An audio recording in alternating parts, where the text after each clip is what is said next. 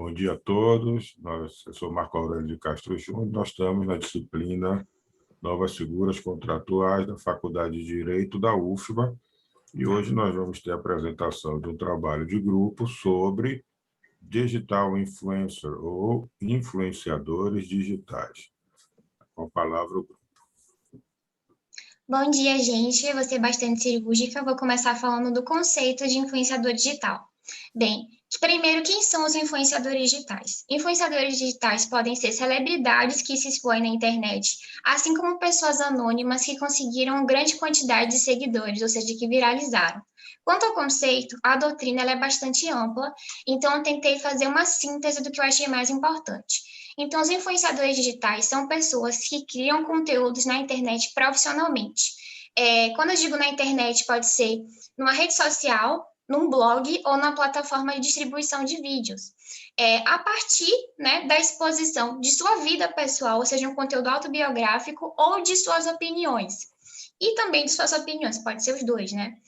A partir disso, eles obtêm um reconhecimento pela atividade, eles são reconhecidos como influencers, eles conseguem um grande número de seguidores e eles passam a ser formadores de opinião. Para as marcas, ser formador de opinião é justamente o que chama a atenção e que faz com que eles sejam chamados para fazer a chamada influência de marca, marketing de influência, ou publicidade de influenciadores, enfim, nome que você queira designar. Quanto à persuasão, ele não tem a ver necessariamente com a quantidade de seguidores. A influência está mais ligada ao engajamento e à interação. O engajamento é justamente o retorno que os seguidores dão em comentários, compartilhamentos, e a interação é a capacidade que o criador de conteúdo tem de fazê-lo de maneira constante e com grande relevância, né? Bem, quanto à classificação, quanto ao tamanho da audiência, por assim dizer, né, a quantidade de seguidores, eles podem ser classificados em micro e macro influenciadores. Os macro-influenciadores, eles criam conteúdos genéricos, eles têm uma baixa taxa de engajamento, um alto custo de seguidores passivos. Quanto os micro-influenciadores, eles criam conteúdos específicos para um nicho, eles têm alta taxa de engajamento, baixo custo e seguidores mais ativos.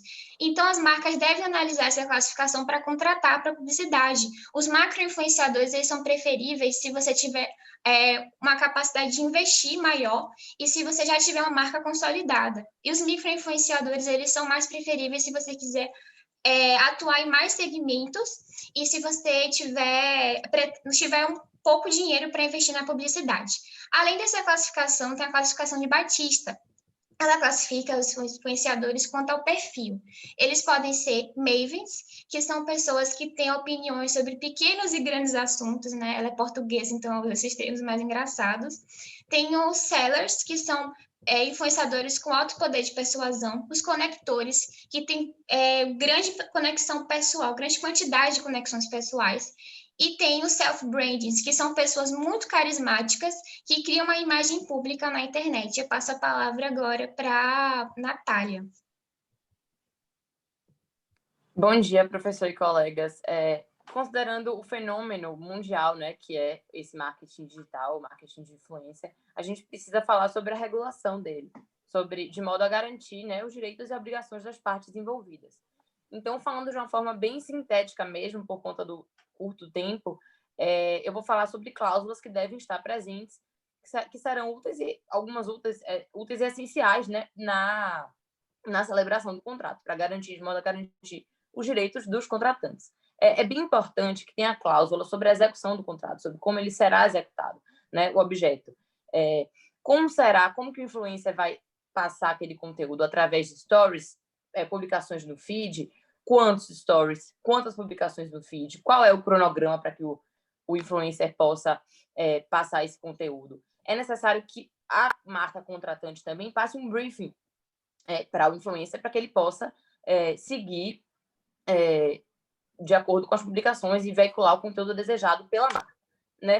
É necessário também que haja uma cláusula que verse sobre o conteúdo indesejado, né? De modo a evitar que o influencer levante bandeiras que possam prejudicar a marca, a imagem da marca como um todo, né? Não é interessante também que a marca seja associada a conteúdos religiosos, políticos, que possam prejudicar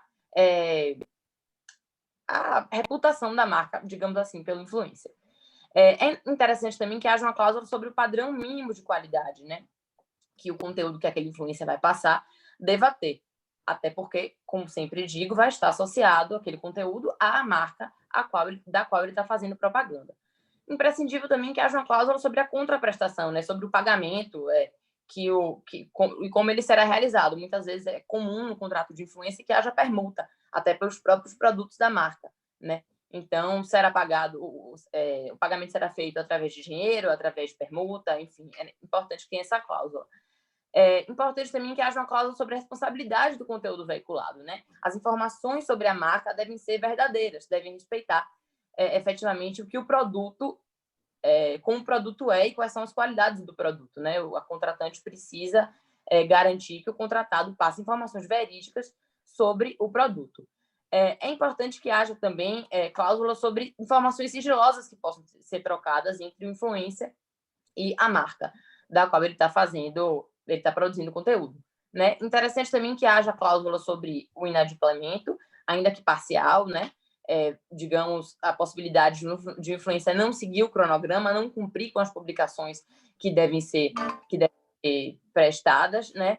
E é interessante também que haja, além de uma cláusula que preveja o feedback por parte do influencer para a marca, no sentido de qual foi o alcance que aquele conteúdo produzido teve, né?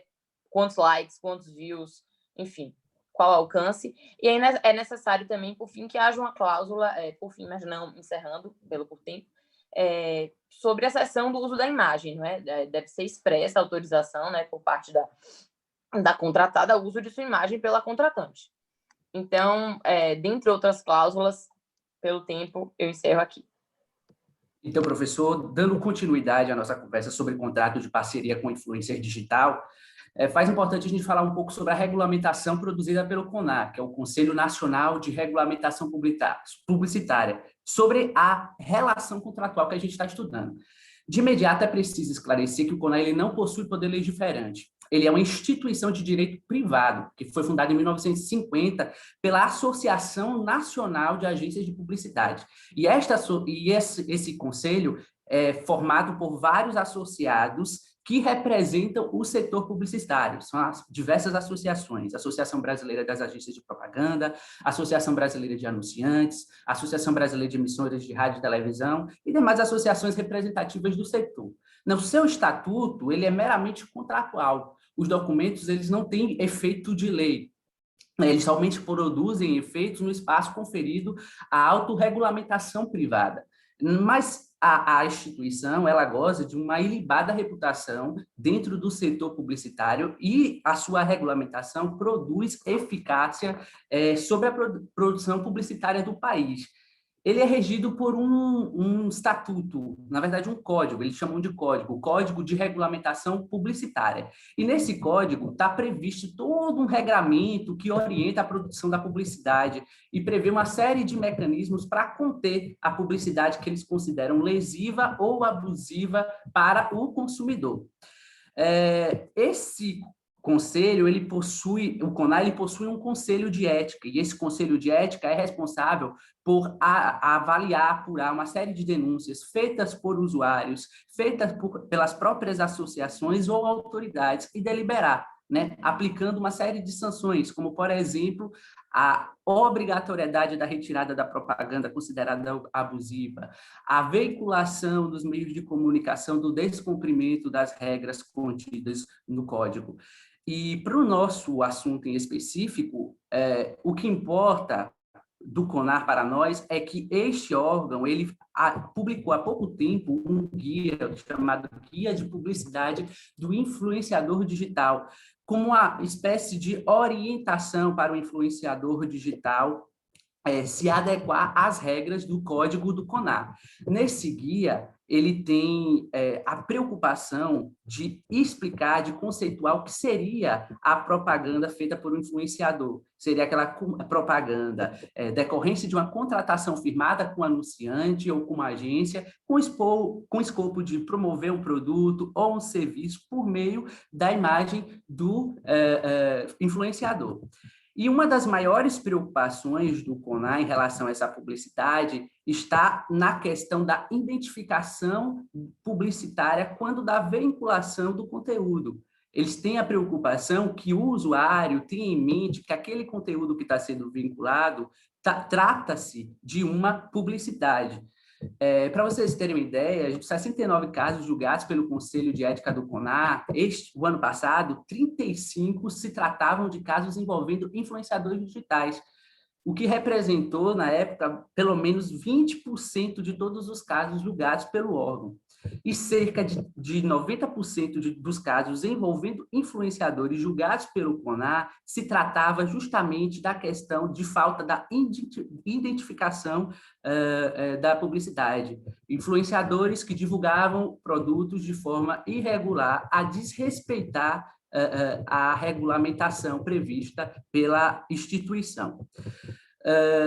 Outra coisa importantíssima que a gente não pode deixar de falar é de vários casos que ocorreram e que se tornaram notórios no nosso país, como, por exemplo, o descumprimento de cláusulas do CONAR pela blogueira Ellen, ex-BBB, que ganhou, na verdade, o Big Brother Brasil em 2017, que, ao receber um produto em casa da empresa Johnson & Johnson, supostamente tinha recebido uma amostra grátis, fez a publicidade do produto e foi autuada pelo CONAR e obrigada a retirar a propaganda.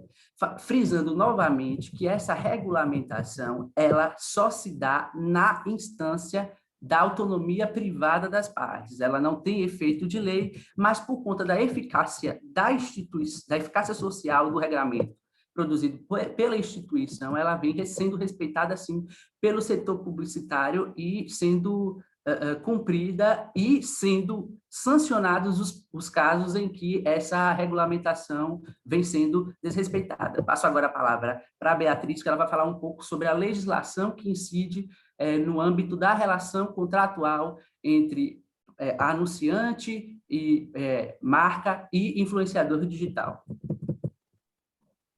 Isso. Eu vou colocar aqui no esqueminha para ficar mais prático e aí eu vou explicando para vocês, tá bom? Pronto. Espero que dê para ver direitinho.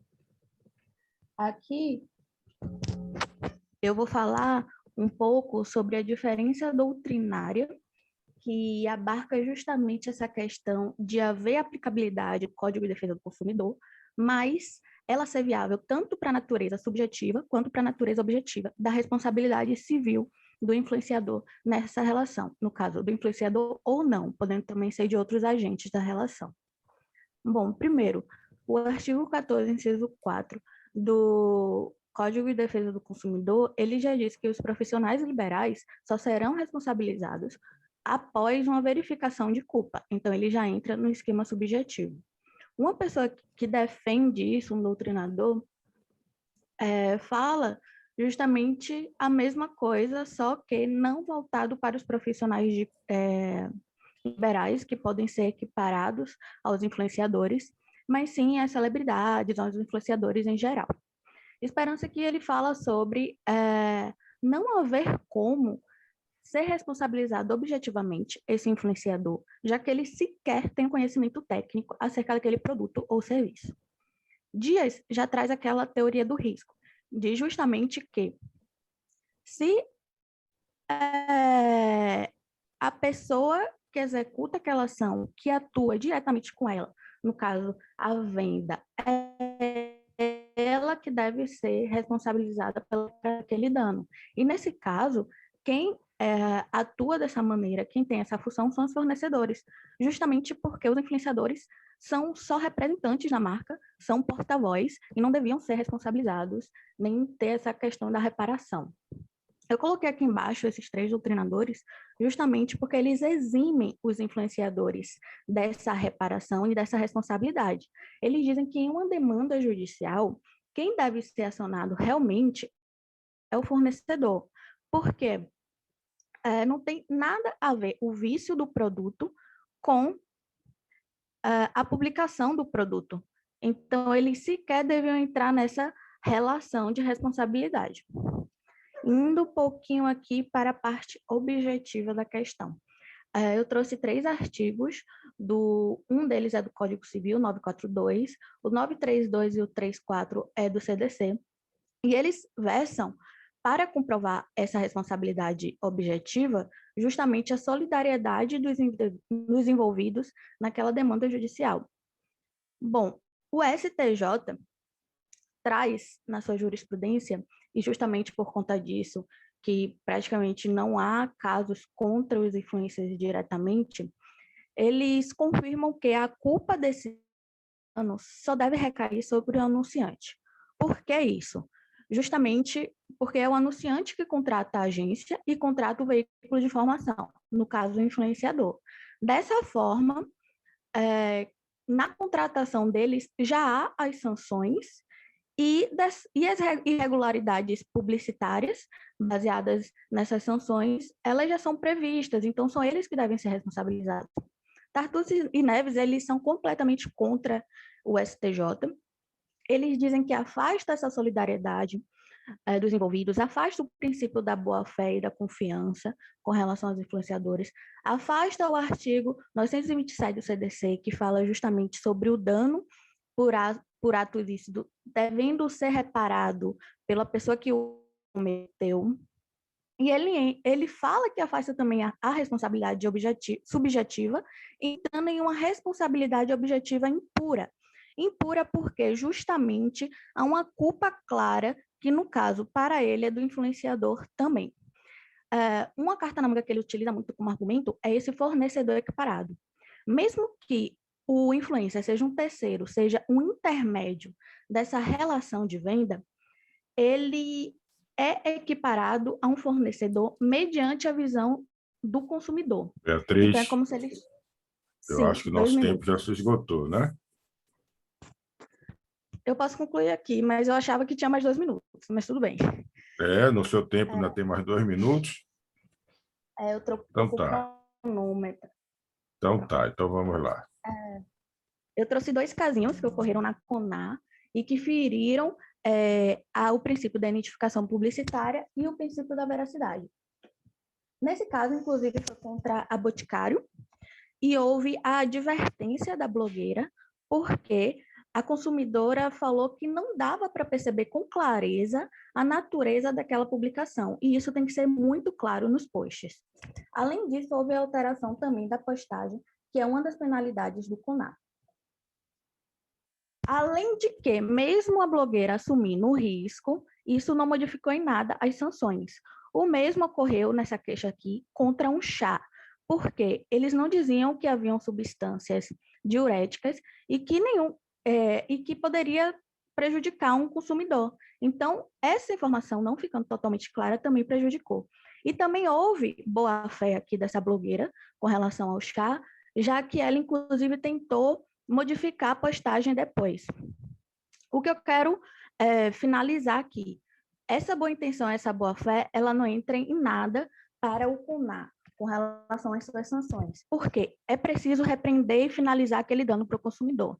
Então, eles versam sobre a natureza objetiva dessa situação. O foco deles é a proteção com o consumidor. E aqui eu finalizo a apresentação. Agradeço a atenção de todos e passo a voz ao professor. Bom, ok, o trabalho realmente é muito interessante. Não é? O tema é inovador, né? Eu fiz já algumas perguntas para vocês aqui no chat. Todos podem fazer perguntas, não é? Eu penso o seguinte, tá claro, vocês passaram do tempo, ok? Isso tem consequências para a avaliação de vocês, como vocês sabiam, o tempo era de 18 minutos, mas o que eu gostaria que vocês fizessem, não para mim, até para vocês mesmos, porque nós estamos falando de um tema que é ainda, embora a Victoria tenha dito que a doutrina é vasta, no campo jurídico não é tão vasto assim. Eu penso que vocês se aproveitariam muito, não é, se vocês pudessem até ter um pouco mais de tempo e gravassem esse trabalho de vocês para postarem. Eu acho que vocês serviriam de norte, não só para os colegas de vocês da própria faculdade, mas para todos que estiverem pesquisando o tema. Então, essa é a minha sugestão. Eu gostaria muito que vocês fizessem isso, não é? Isso ficaria registrado, a gente coloca no canal do YouTube, vocês fazem a apresentação, tem o tempo maior, ok? E conseguem desenvolver melhor. Quem foi que levantou a mão? Eu. Ô, professor, Beatriz? rapidinho, eu comecei a contar a partir do momento que a Vitória deu bom dia, foi. O meu cronômetro aqui, ele deu 18 minutos e 20 segundos. Dá para ver, gente? Espera aí. Aqui. Pronto. No meu já tinha Tá terminado ao aqui, contrário, mas vocês tudo bem. entenderam. Foi, professor. A gente fez no tempo certo. Eu não entendi quando o senhor falou que acabou, mas eu preferi deixar para a gente falar no Foi. final. Tá, Aham. então tudo bem. A De gente todo pode- modo, vocês concluíram, só faltou o tópico da jurisprudência, não foi isso, Beatriz? Foi, Pronto. professor. Ok, A tudo bem. gente pode começar a responder as perguntas, professor? Deve. Então, Ótimo. quanto à doutrina, a minha pesquisa eu consegui encontrar alguns artigos e TCC. A maioria era sobre responsabilidade jurídica, né? Alguns relacionando com o direito do consumidor, outros relacionando com outros aspectos, né? Além disso, também teve um que era sobre a incidência do ISS, né? Sobre as publicidades e tudo mais. Mas a maioria, assim, nessa parte de conceito e tudo mais, era realmente da parte de publicidade e propaganda, da parte de administração também, porque há muito aquela questão de gerenciamento de riscos pela publicidade feita pelo influenciador, como é que as marcas lidam com isso, mas tem sim doutrina jurídica sobre, não é muito vasta realmente. O que eu quis dizer com isso é que não havia um conceito bastante uniforme. Cada um elencava uma coisa. Alguns doutrinadores colocavam como elemento mais importante realmente a persuasão, como eu falei. O senhor me fez outra pergunta, que foi direcionada à minha parte, então já vou responder, que é se o Deixa eu influenciador fazer digital... uma pergunta aqui ao Ok. vivo. Não, as outras foram para todos. Ok. Uma pergunta aqui para qualquer um do grupo. E a opinião de vocês aí em relação a... Eu queria ouvir um pouco da opinião de vocês, pelo que vocês estudaram. Porque, veja, é óbvio, está claro, vocês são alunos de graduação, não é possível exigir que vocês adotem uma postura, vamos dizer assim, que saia do nada, porque vocês ainda estão na formação de vocês, mas, de qualquer maneira, como vocês se debruçaram sobre esse tema, que é ainda pouco debatida, coisa muito nova, de poucos anos para cá, ainda está se desenvolvendo. É por isso que vocês viram a doutrina tratando de temas, de compartimentos relacionados com o tema, vocês também vão fazer doutrina, entendeu? Na medida que vocês estudaram, e eu queria ouvir a opinião de vocês sobre o que vocês estudaram também, depois que vocês responderem essas perguntas. Então, tem aí as outras, quem quiser pode ir respondendo, não tem um direcionamento específico para ninguém. Ok, professor. Eu só ia responder essa porque tem a ver com a minha parte. Eu pesquisei sobre isso e trouxe isso no trabalho. Que é justamente se o influenciador digital e celebridade é a mesma coisa. Tem algumas pessoas que falam que sim, outras que falam que não. Inclusive, eu iniciei o trabalho falando que as celebridades, né, concebidas como estrelas, por exemplo, jogadores de futebol, atrizes, modelos, eles teriam sido os primeiros influenciadores digitais, né? Mas tem algumas pessoas, eu não acho que foi Aquino que falou isso, Daniele Aquino, não tenho certeza sobre a pessoa justamente que falou, mas está no trabalho.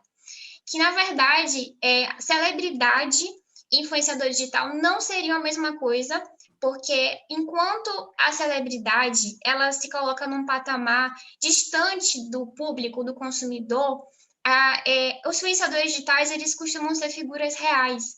eles conseguem conservar o seu eu e mostrar bastante o seu perfil e a sua identidade quando eles estão criando conteúdo.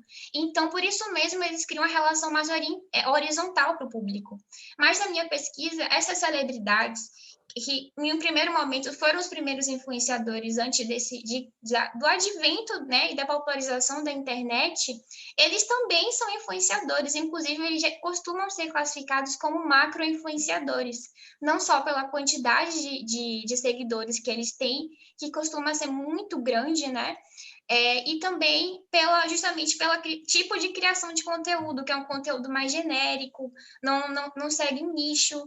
Eles realmente costumam só expor a vida deles sem se preocupar tanto com o tipo de conteúdo, com o público que eles têm. O que é diferente, né, desse influenciador que tem uma identidade e que procura atender um nicho. Então, esse conceito de macro e micro-influenciador é um elemento bastante importante quando a gente compara, em tese, uma celebridade convencional e um influenciador digital. Mas tem sim também algumas pessoas que chamam, inclusive, né? E esse, se eu não me engano, é um artigo jurídico, né? Posso conferir depois e te falar, que chamam os influenciadores de celebridades digitais, né? Como se fosse um novo tipo de celebridade. Mas, enfim, não é algo que é um consenso. Eu penso que você tocou em 2 pontos aí que são importantes. Primeiro, o conceito de celebridade antecede o de influenciador digital, por óbvio, né? O fenômeno do YouTube, do TikTok, de outras redes, é muito mais recente, não é? E também o aspecto de ser nicho. Há mais de 20 anos atrás, eu assessorei uma celebridade, visitamos algumas empresas que faziam esse trabalho e depois firmamos o contrato. A celebridade é aquele que simplesmente tem uma exposição grande já na mídia, não é? E não precisa necessariamente fazer algo em específico, né? O FAI, por exemplo, o que é que acontece? O sujeito veste a calça da marca tal. Então, aquilo serve à marca, porque José, Maria ou Pedro, quem seja, não é, usou aquele produto. Então, as pessoas, poxa, se ele está usando, ele transmite esta segurança, esse conforto, essa sensação de que aquilo é um produto bom, um produto que tem um apelo grande, um produto que vai lhe destacar, um produto que vai fazer com que você também seja um pouco celebridade. Já esse fenômeno mais recente do digital influencer, ele é, como você disse, é alguém que quer falar sobre fotografia. Então, o sujeito, por óbvio, deve primeiro gostar de fotografia, ou trabalhar com fotografia, e tratar de vários temas, de como fotografar, de luz, de equipamento, etc. E é isso com qualquer outro tema, né? Então, ele não vai falar de fotografia e de skate, sei lá. Pode até ser fotografia de skate, ser mais desse esporte, pode até ser mais específico, mas será sempre nicho. Ok? Sobre O povo professor. está falando aqui, Cauane, que o pessoal tem prova 8h50, então a gente não vai ter como avançar mais, gente. A minha sugestão é essa. Vocês respondem depois no grupo essas perguntas, no grupo da gente, e assim como acontece com os trabalhos escritos em que se pede que se recomenda a publicação quando se acha bom, e eu gostei muito do trabalho de vocês, não li a parte escrita, óbvio, mas a apresentação tratou de vários temas que são bem interessantes, importantes, oportunos também. Eu sugiro que vocês, não precisam nem estar reunidos fisicamente, gravem com um tempo maior, né? Cuidando para ter talvez uma luz melhor para vocês serem melhor vistos, e me falem que a gente posta, ou vocês postam em algum lugar e compartilham com o pessoal, porque isso vai servir para muita gente, acreditem. E como vocês estão começando, vão começar adiante a vida profissional, se é uma área que vocês gostam, o primeiro passo está dado. Tá bom, gente? Obrigado. Tá bem, obrigado. E agora nós temos o outro grupo, que Cauane já está aí Agoniada que ela tem prova. É prova de quê, Cauane? Sucessões, prof. Ah, sucessões é uma coisa que você vai pensar lá adiante. Ô, prof. É a última coisa que a gente pensa, sucessões. Mas vamos lá. Fiquem Bora. atentos ao tempo. Quem é o grupo e o trabalho vocês já me mandaram também? A gente mandou no WhatsApp, prof. E aí eu vou entregar Tá. para o senhor mais tarde, a parte impressa. Ok. Teve um grupo que me entregou um trabalho no escritório, não foi? Eu vou enviar, eu vou para o escritório daqui a pouco, aí eu trabalho lá do lado e deixo lá. Então, ótimo. Podem começar enquanto eu vou localizando aqui o trabalho de vocês. Tá, tranquilo. Olha o tempo, viu? Rapidinho. Lua, antes de só começar, o slide, peraí. prof. Cadê o slide, gente? Socorro. Vou botar. Cauane que vai Gente, começar. rapidinho. Isso. Quem é que está falando aí que Isso. pediu para falar rapidinho? Vocês Acho que... Eu estão vou vendo a tela? encerrar aqui